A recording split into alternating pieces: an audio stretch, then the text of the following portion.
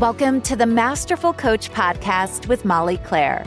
If you're a coach who's ready to impact more lives, make more money, and create a life you love, you're in exactly the right place. Get the support you deserve as a female entrepreneur.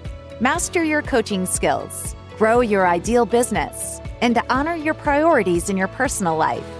Are you in? Let's get started with your host, best-selling author and master life and business coach, Molly Claire.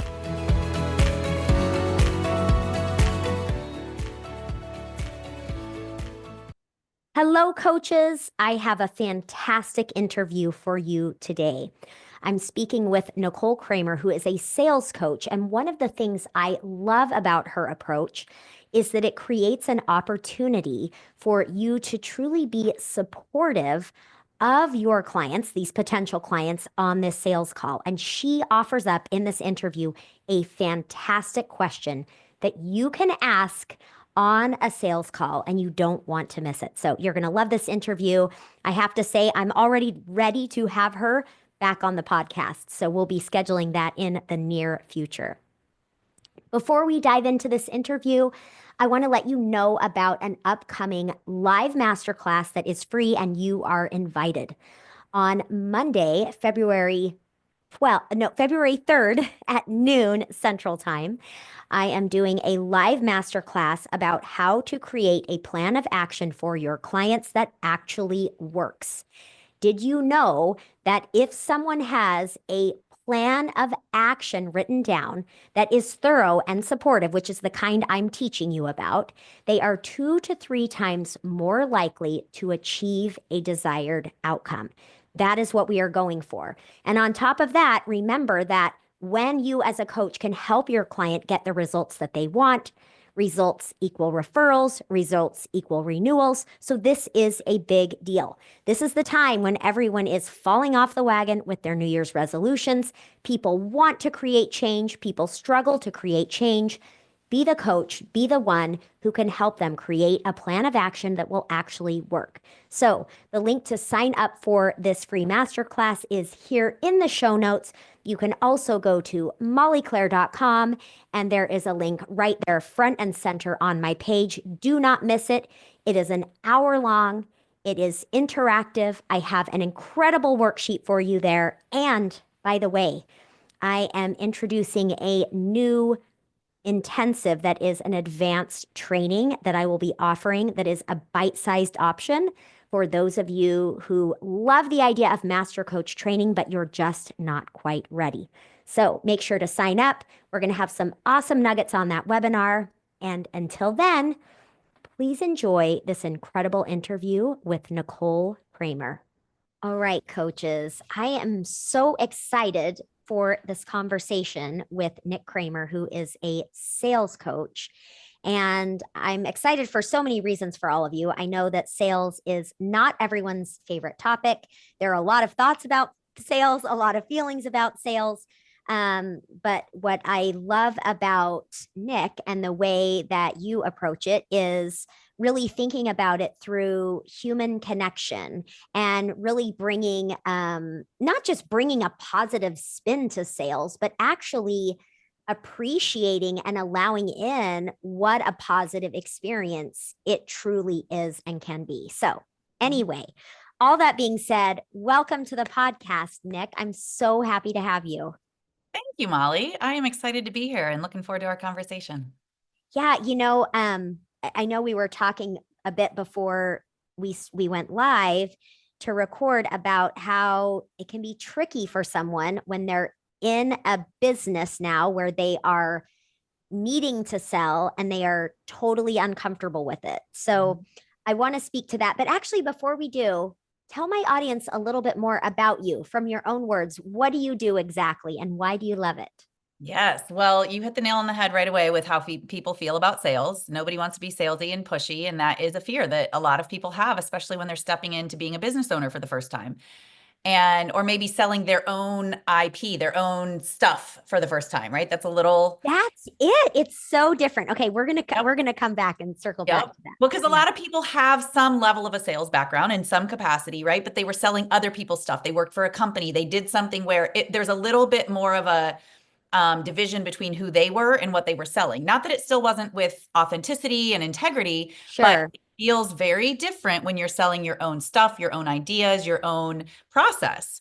And I just want everybody to know, I 100% get how you feel when you have that stigma that's attached to sales of like, I don't want to be salesy. I don't want to be pushy. I don't want to be slimy, because I've felt all of those things. I've been And where you it's the are. worst when It's the you have an worst. experience like that. It is the worst. It's the worst. And like we've all been on the receiving end of someone who's been salesy. And to be honest, for decades and decades and decades, hundreds of years, if you will, sales has been done traditionally in a way that didn't always feel good. And it was okay. For those of you who aren't watching the video, I'm using air quotes. It was okay to be tacticky and salesy because Yeah. that was just the way people did things, Right. right? And Right. there also wasn't visibility in the world the way that there is now with social media. So you could like, if you were a used car salesman, if you will, you could get away with strong arming someone or manipulating someone, and the world wasn't going to know about it because there was nowhere for the world to go talk about it, right? Like you kind of just got Mhm. sold, and that's what it was.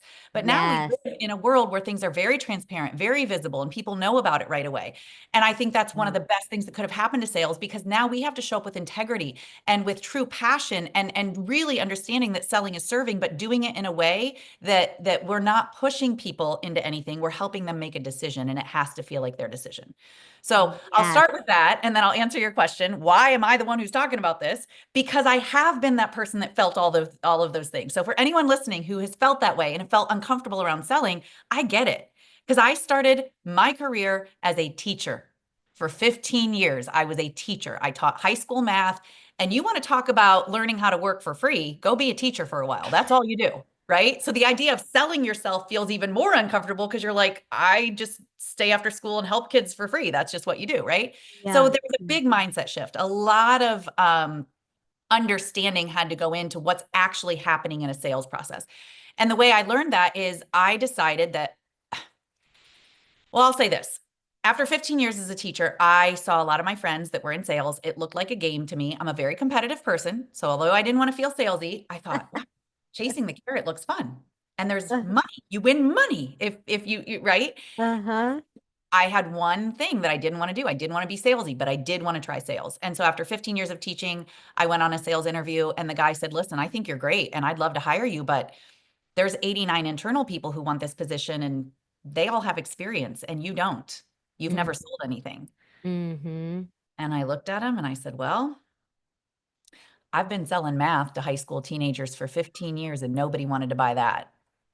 You know what? I was thinking when you said you were a teacher, I thought, well, you want to talk about sales because you're having to sell those kids every single day on doing it. That's exactly it. Okay, I'm so sorry. When you said that, I had to comment Thank on you. it. I'm glad you did, because that is one of the reasons that I always tell that story. That was a very pivotal moment for me for two reasons. In the moment, it was pivotal because it got me on to the next round in that interview. That guy literally goes, Amazing. "That's good. That's really good. That's Yeah. a good point." And so in the moment, I'm like, cool, I'm on to the next round. But years and years and years after that moment, I can't tell you how many times that has really helped me remember sales is not transactional. Mm-mm. There were no transactions in my classroom. Those kids were not walking into that classroom to pay me to teach them math. As a matter of fact, they would have done anything to not be walking into that classroom and have to, right? So how do we engage people? How do we get that enrollment, that buy-in for people to do something that they maybe don't necessarily want to do, but there's an end result. There's something off in the distance that they are connected to that they do want. And what did my kids want? They wanted freedom. They wanted to graduate. They didn't even want the diploma. They just wanted what the diploma meant to them. It meant freedom. It meant independence. But in order to get there was a math class they had to get through. So how Mm-hmm. can I help them make a decision to engage in something that maybe isn't their favorite thing in the world, but it's helping them towards the end goal? And like, it sounds like your audience is a lot of coaches. Well, I got to tell you, whatever you are selling as a coach, your people don't want to do that thing. They don't want 12 sessions on Zoom. They don't want to do the squats and the Right. lunges. They don't want to do the manifestation exercises. They don't want to do any of that. They want That's the right. result of Yeah. those And they things. don't want videos or worksheets. They don't want a course. They don't want any of that. That's not what they're buying, right? Right. My kids didn't want to buy the math. What they wanted to buy into was the idea that if they got through that class, it was one step further to them getting the independence and the freedom that they wanted. That's what we have to connect with, right? Is that people Yes. aren't buying a mattress because they want a mattress. They're buying a mattress because there's something, not that I'm saying anybody here listening is selling mattresses, but to give an example out of context, Right. nobody's buying a mattress because they want the mattress. Right. They're buying They the want to mattress sleep because well. they want to sleep well. Maybe they've got a lot of back pain and maybe they're facing a potential back surgery if they don't start feeling better. Maybe they have a snoring partner and this mattress has two different sides where like I don't know. I'm not a mattress salesperson. All I know is that nobody's buying the mattress because they want the mattress. Maybe if they sleep better, there's a promotion at work that they can get. Bottom line is we have to remember that people aren't buying the thing that we sell. Mm-hmm. They're buying the outcome and the result of the thing. And here's the most important thing about that too. Nobody's buying anything from us. Nobody wants to buy anything from us. They want to buy from us because. Mm-hmm. And we have to learn that because. And everybody's because might be different. So to answer your question about why it's me talking about sales, that was my first big sales lesson was, oh my gosh, sales Mm-hmm. isn't transactional. It's Mm-hmm. relational. And when Mm-hmm. we understand that everything about selling is not about selling somebody something, nobody wants to be sold, but they all want to buy. Everybody Mm-hmm. wants to make a decision to buy. So what we really are as salespeople is just professional mind maker uppers. Mm-hmm. We're just helping people make up their mind about something that they want to do, but there's some hurdles in the way. There's some limiting beliefs in the way. There's some challenges in the way. Whatever it is, there's some things in the way that they have not been able to remove themselves. And they see us as a leader. They see us as an expert. They see us as someone that they've looked up to in some way, someone that has some level of what they want in their life, energetically or in actual real life scenarios. And so they're coming to us because they want to be led. Mm-hmm. They Mm-hmm. want to be led towards something that they want. And our first job in a sales capacity is to figure out what it is that they want.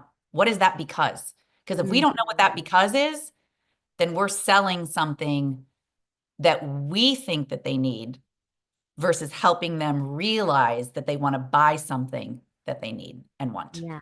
Yeah. Yeah. Oh my gosh. I have so many things I want to say about this. But I was thinking about, with my clients and with my listeners as coaches, something I always teach my clients is that when you're coaching your clients, once they've already hired you, we are selling our clients on every call, right? That something is possible for them or that they're getting that buy-in, right? And so it's kind of like, you weren't exactly speaking to this, but it's this idea that we're always selling people on things, right? All the time. It's like if I think something would be worth someone's while, I'm excited about it. I'm like, oh my gosh, you got to try this, and this is why, right? Mm-hmm. And so I think the more we can normalize it and realize that, and I think kind of learn from the ways in which we naturally engage with people where we are making those connections and quote unquote, right, selling them on something, I think we realize, oh, wait, maybe the sales where there is a purchase involved isn't as hard or as complicated as I think. And what I love that you said is about, being that, helping them make that decision because and I think this is where there's quite a bit of skill and art to it. And probably, I know you can speak to this because I don't ever want somebody to hire me if it's not in their best interest or if it's not really what they want.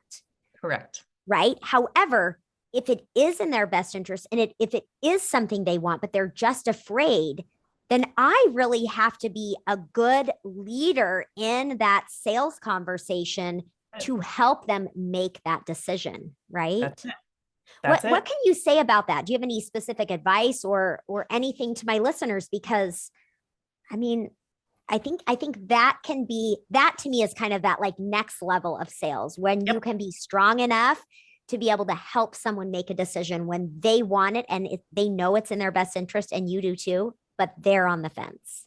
That's it. So a couple of things I'll say. You nailed it on the head, Molly. We do not want to sell if they're yes actually means no, it was the wrong sale. If their That's no right. actually was meant to be a yes, it was the wrong sale, right? We don't want to sell ice to a polar bear because a polar bear doesn't need ice.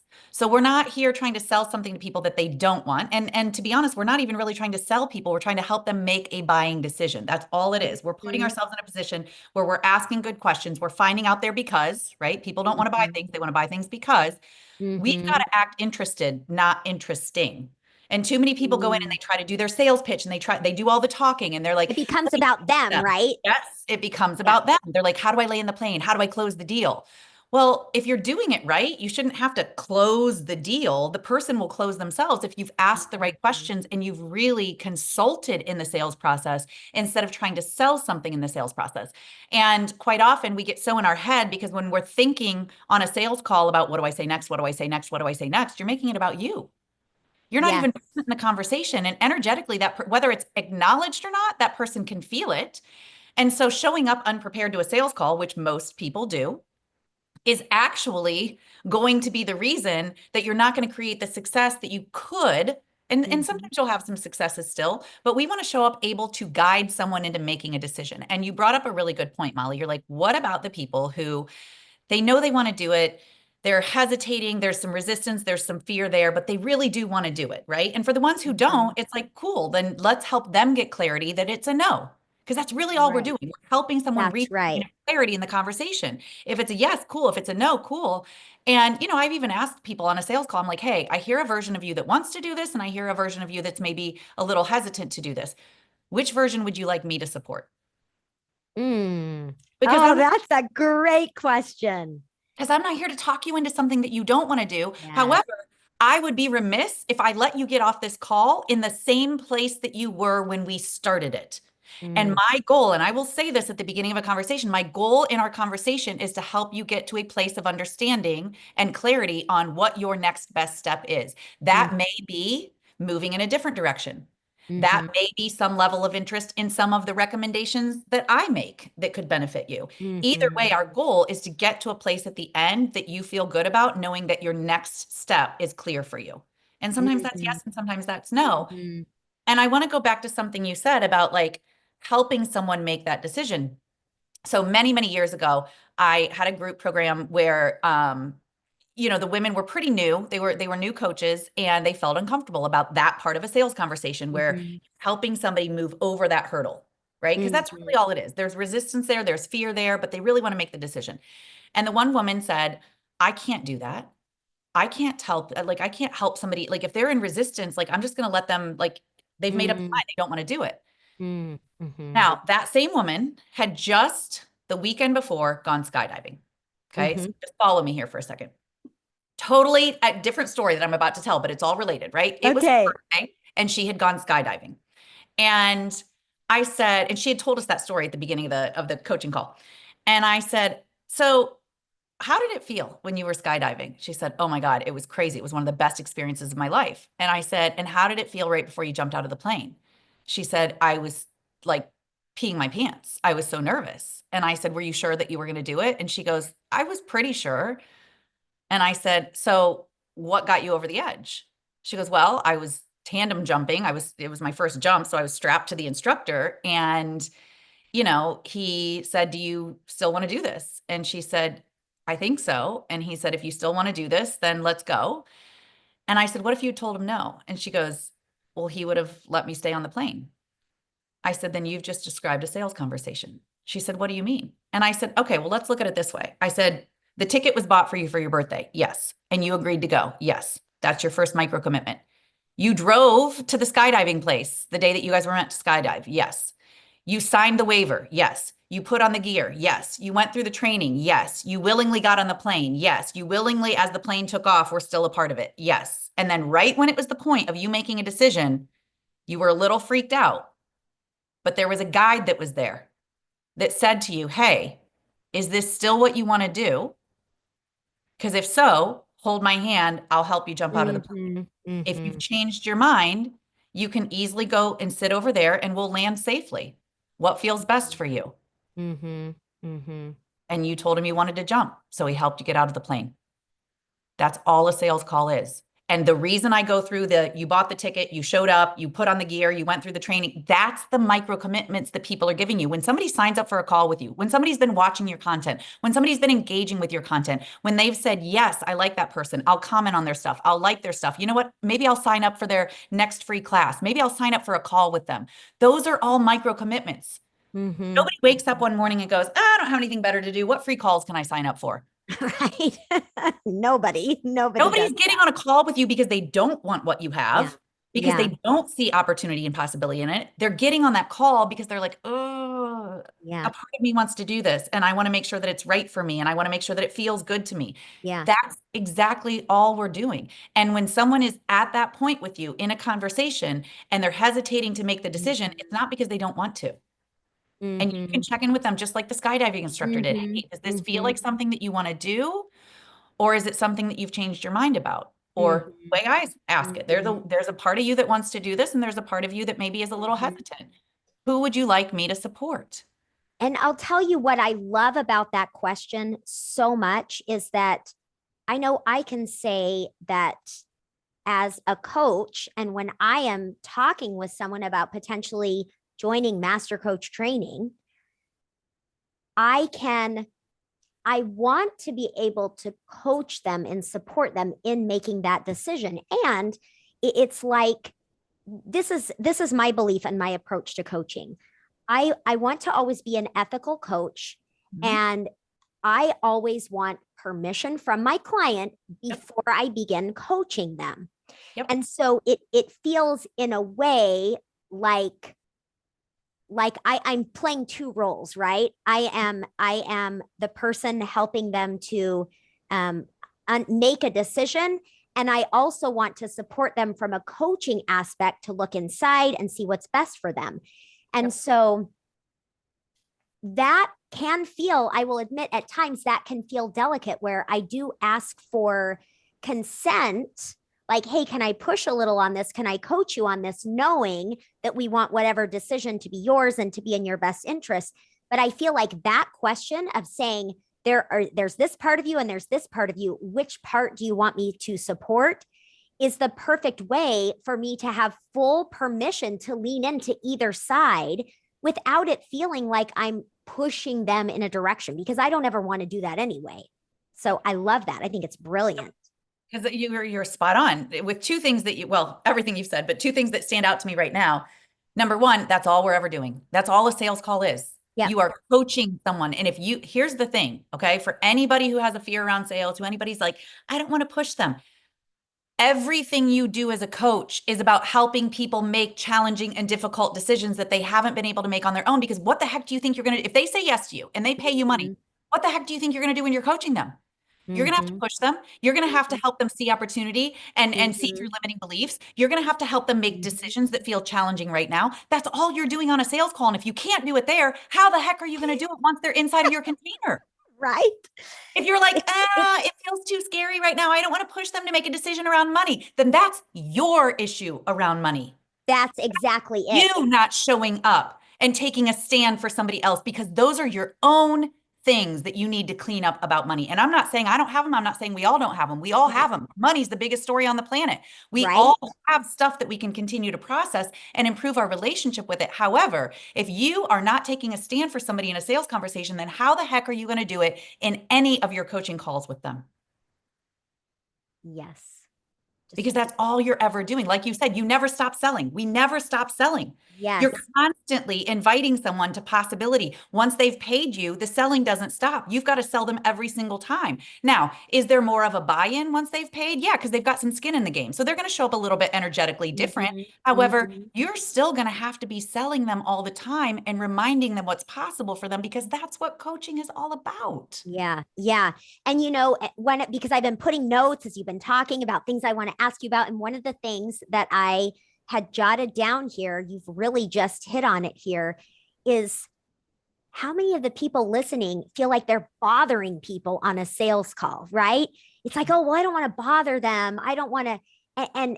And so first of all, if any of you feel that way, or you feel like a nuisance or a bother to them, just like you just said, Nick, that is your stuff to clean up.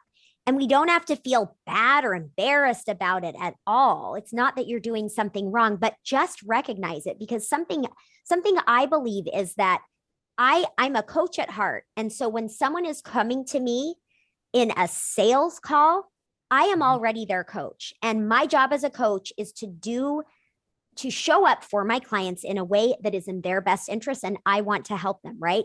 And so what that means is that if this isn't in their best interest, then doing my job is helping them to take that path as well, right? And so I think there's so much value and so much truth and clarity in what you're saying here, which is when someone comes to you for a sales call, right? You are helping them to make a decision. You are supporting them in seeing what is possible. And just like in coaching sessions, you have in mind and at heart what is in your client's best interest. And you are willing to do what it takes and show up for them so that they can do what's in their best interest, whatever that is, right? And that's the only thing that we ever want to attach to is what is the best interest of this person. And what I mean by that is too many people get attached to a certain outcome of the sales conversation. Right. And that's where they feel like they're bugging people. You feel like you're bugging people because you're expecting some level of a response that you want them to say yes. And we're never bugging anybody. Well, let me say it like this. We might always be bugging people. They have a right to say no. Yes, right. People have a right to say, no, it's not for me. And if you're not attached to the outcome and you're not in any level of fear around rejection, then you don't see that as, ooh, I just bugged that person. You see it as, I gave them the option to say no. I gave them the right to refuse. I found out, because here's the thing. If somebody had something that they think could change my life completely, something that would be incredibly valuable and amazing for me, and they kept it a secret and they never asked me, I'd feel a little bit annoyed. I'd be like, well, at least give me the right to say no. Right. Why didn't you tell me? Tell me about it. If it's not for me, it's not for me. But at least you let me know, hey, there's something that might be of value. I'm not sure if it's for you, but it might be valuable for you. Do you want to learn more about it? No, I'm good. Okay, cool. No big deal. Move on. You haven't bugged them. You've given them the opportunity to say, no, it's not for me. Let me ask you something. Do you think that if there's a coach listening right now and maybe they relate to this, feeling like they're bugging someone or not wanting to push something on people, and what you're suggesting is giving people the opportunity to say no, have you seen in working with people any element of, if it's hard for me to say no, then is it uncomfortable for me to offer that up because I will believe that it will be hard for that person to say no? Do you know what I mean? Is that part of us, with us feeling like we people please, or we have a hard time saying no, or we feel uncomfortable, and then putting that on people and therefore not giving people the opportunity to say no? Yep. Which again is your own stuff that you're letting get in the way, right? You're making decisions based on your own perception, your own feelings. And, one of the mentors that I really like, his name's Myron Golden. He says this a lot. He's like, if you want to be better at selling, be better at buying. Oh, 100% true. Yes. So true. And also, let's just speak for a moment about what coaching actually is. And if we believe in the value of coaching, then we better be investing in ourselves at all times. And like, I know 100%. But like, no, if you aren't living your truth, then you are out of integrity with what you are asking other people to do. I'm not saying that there's a certain amount you have to do or a certain person that you have to, I'm not saying anything. What I am saying is, if you believe in the value of what you're selling, then you should be living in integrity with what that looks like, so that you are living the example of what you are asking other people to do. Because people don't do what we say, they do what we do. Even if they don't see you in a coaching container, energetically, the way you show up is so much more powerful when you are living the value that you are also talking about and asking others to do. So I've seen that happen a lot, especially with new coaches. They're like, I just don't have the money to invest in myself yet. It shouldn't be any surprise why you're having trouble in sales conversations asking other people to invest in themselves. No kidding. Yes. You're saying, do as I say, not as I do. Well, I'm not there yet. I don't have the money yet. Well, yeah. Be resourceful. What do you think that we're all, right? It's like, do you believe in that it's going to provide that return or not? Exactly. Exactly. And everybody has to make the decisions that are best for them. However, it's really hard to be asking people to do something that you yourself energetically are not representing with Yes. integrity. Yes. And I think so two things that came to mind. Number one is totally agree. Like if we are touting the value of coaching and the importance of whatever it is we're offering, we better be doing that in our own lives, or we have a weak argument. We're not really, like you said, in integrity, which makes a difference. And the other thing, what first came to my mind when you talked about if you want to be better at selling, right? I'm not sure the exact words, better at buying. Is that what you said? Buyer. Yeah, Mhm. yeah. And something I'll say that years ago that I really made this shift that made a huge difference is I started noticing how grateful I was to pay people well for services I really appreciated.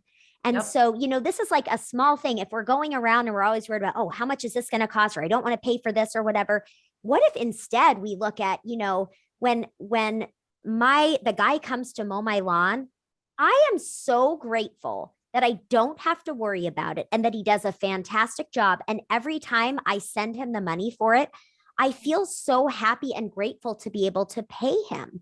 And when, and even, expenses that are more what we would consider luxury or that are just really amazing services that come from other human beings that make our life better. What a delight to not only pay them, but to pay them well. And Yes. it makes a huge difference just in how we feel about the exchange of money, the flow of money back and forth. Yes, 100%. Like that is one of the biggest things that I think what I mean when I say become a better buyer and what I know, Myron means, it's like be that person that's happy to pay others for doing this. Totally.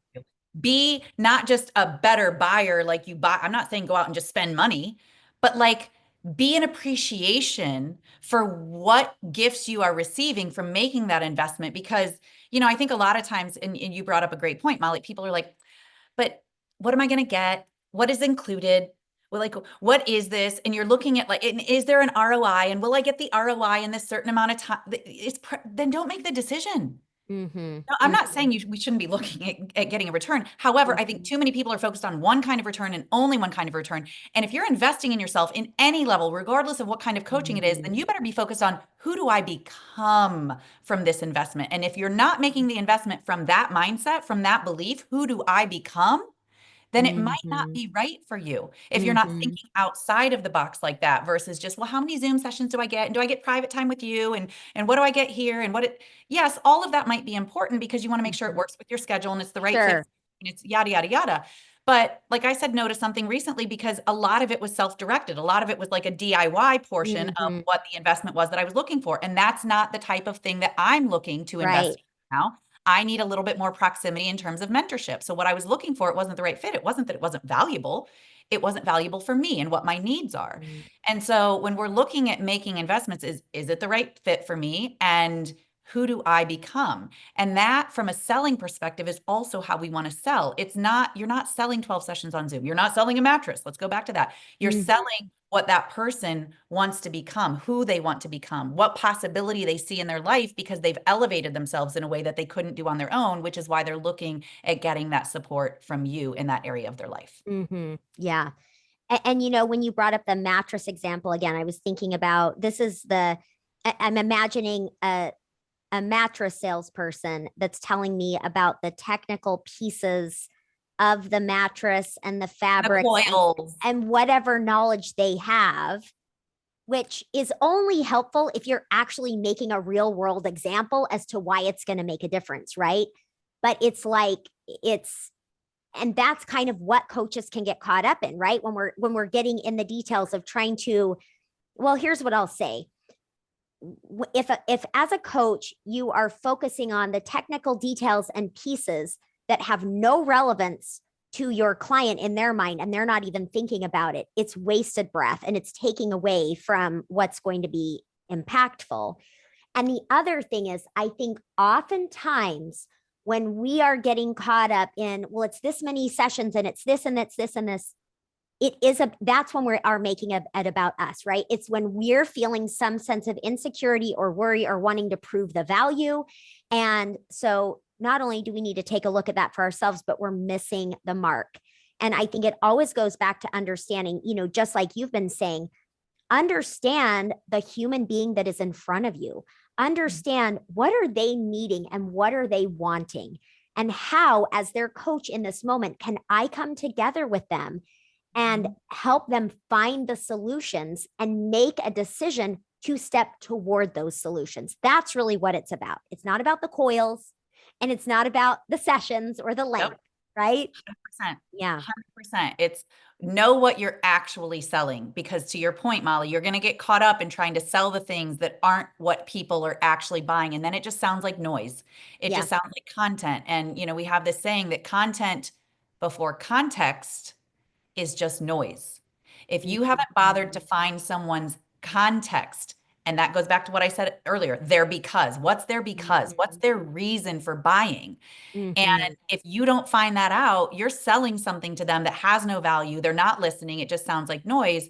The example I gave with a client of mine the other day is she was like, but this was so valuable for this person. I don't see why they didn't see what was in it for them. I said, how do you know it was valuable for them? Well, because it's what they need. I said, do they think it's what they need?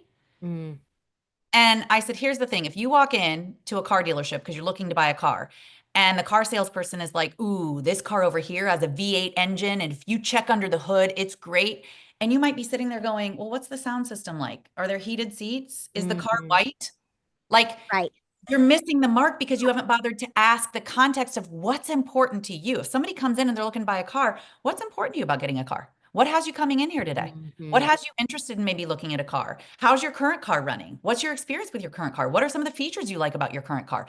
Never in any of those questions have I said anything about my cars and how great my cars are. We don't want to go there yet. We want to find out what's important to you. Why are you here? Why are you in this conversation?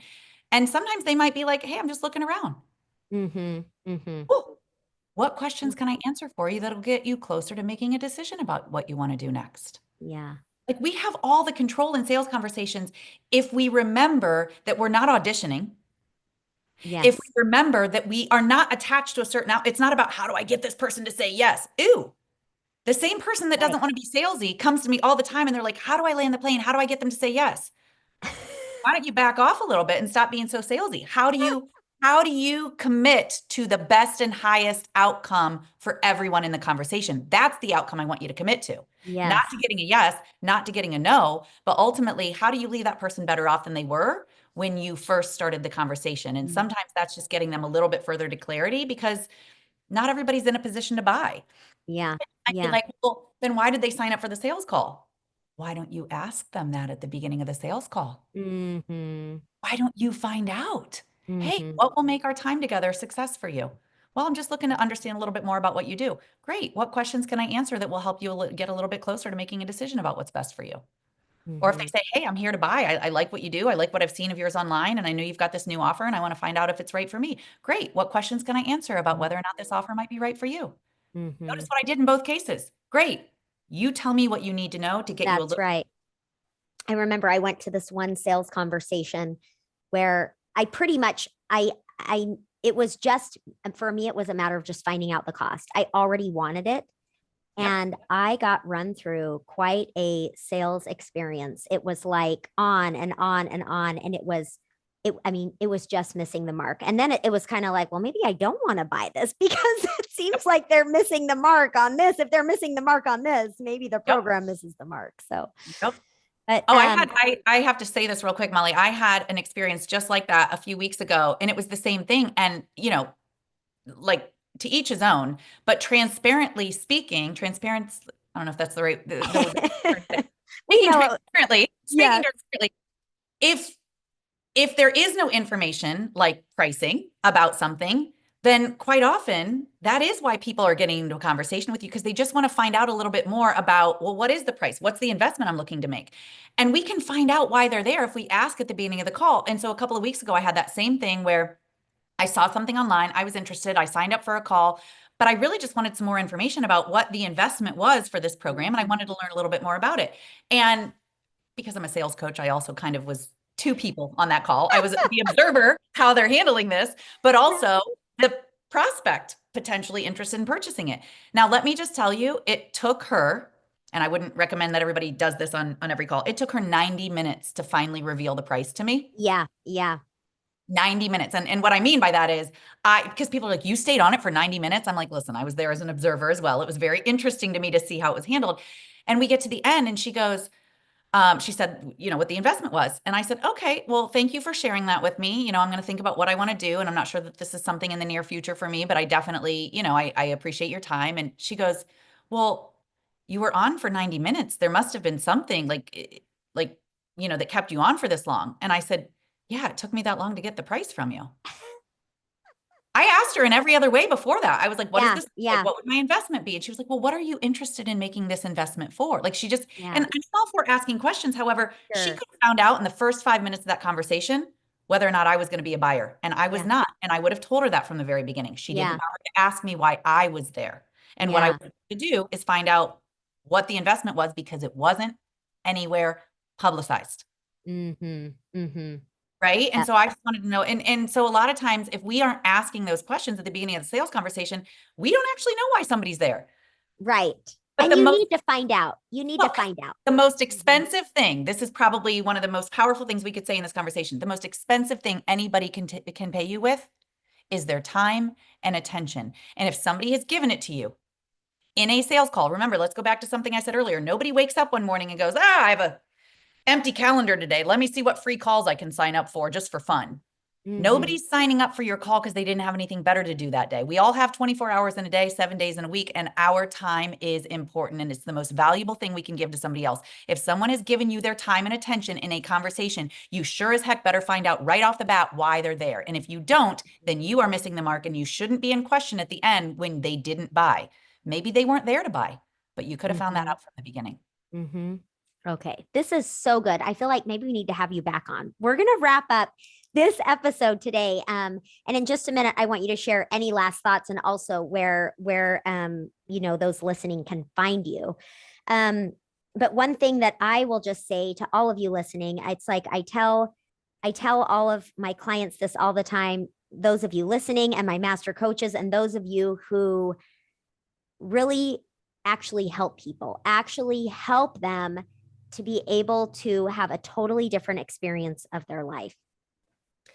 Please, remember that and keep in mind that this truly is about them and what is possible for them.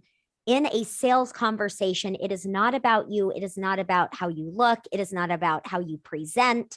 It is truly about understanding the human being in front of you and being willing to speak up for and stand up for what is possible for them. So, Nick, what are your last words of wisdom? Anything else you want to share? And then also where people can find you would be fantastic.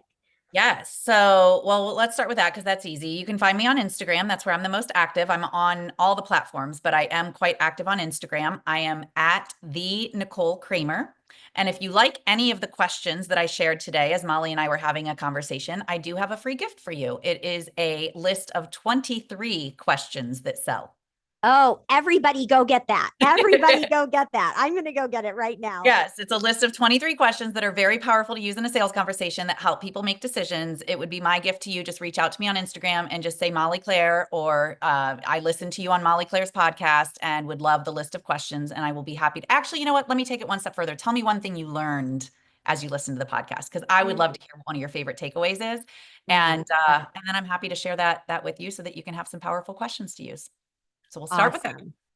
And then there's so many things that I could leave everybody with. And I do feel like, it's important that we all understand how powerful sales is and that it really is a gift. Selling really is serving. And one thing I'll say is, when people are like, I don't want to be salesy, I don't want to be pushy, then stop making it about you. Why are you making it about you? You're so worried about how you feel that you're ignoring the fact that there are people out there, to Molly's point, you have a gift, you have something that can change someone's life. And here's the thing, there's 8 billion people on the planet. You're not meant to change all 8 billion of them, and not all of them are right for you. So get over yourself thinking that rejection means something about you. When somebody says no, it's not about you. When somebody says yes, it's not about you. To Molly's point, what they're actually saying yes to is the possibility that they see in their life, and you're just the vehicle that helps them get there. When they say no, it's not no to you. It's that they're not willing to prioritize this right now in their life, or maybe you're not the right fit for them. Either way, it's not about us. It's about what's possible for the other person. And if we remember that really selling is just serving and we're just offering somebody the opportunity, if it's right for them, they can make a decision, right? We help them make a decision whether it's right for them. But the way we do that is by acting interested, not interesting. I love it. Thank you so much. This has been fantastic. I recommend all of you right now, before you forget, go to her Instagram and ask for that list of questions. And I know as soon as we're finished here, I'm going to make sure to get my hands on it too. So thank you so much for being with us. You're welcome. Thank you for having me. All right. I'll talk with you all next week. Thanks for listening to the Masterful Coach podcast. Are you ready to build your amazing business with Molly as your coach? Check out www.mollyclaire.com to find out about Masterful Coach Foundations and the 10K Accelerator Method. It's the ultimate support for you as a coach building your ideal life and business.